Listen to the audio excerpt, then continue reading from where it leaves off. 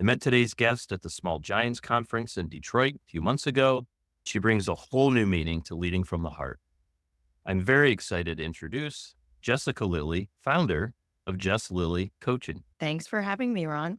As we talked about, one of the things I like to focus on is the concept of the nonlinear career. You're a great example of that. Can you walk through how you started in teaching and then how did that evolve into coaching? That's a great question.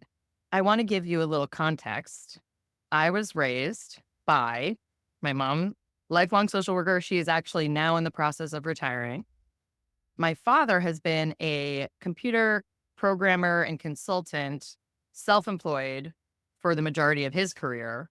So looking back, I see how much of an influence these human beings have had on me. I really have synthesized kind of this entrepreneurial, authentic, self-employed path that my dad had and this deep caring for people and supporting people that my mom brought.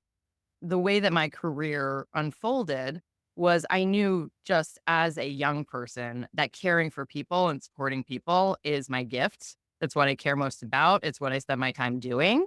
I had this perception that if you love people and you care about people and that's what you want to do professionally, you had very few options. You could be a teacher or a social worker, and everything else has nothing to do with people. I just had this kind of narrow view.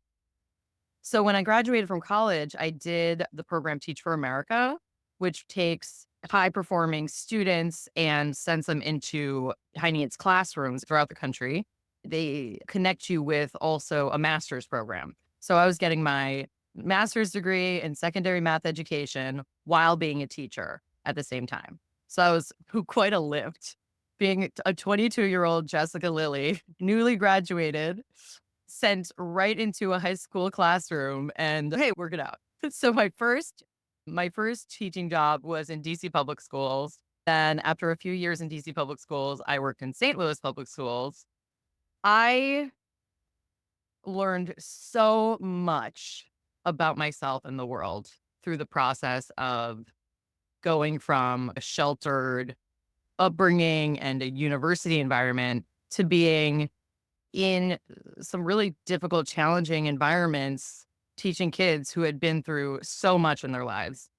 And I learned very quickly that I didn't have the tools to appropriately manage my own energy and care for myself to sustain what I was doing in the classroom. I'm a very empathetic person. I will throw myself under the bus if it means other people will be okay.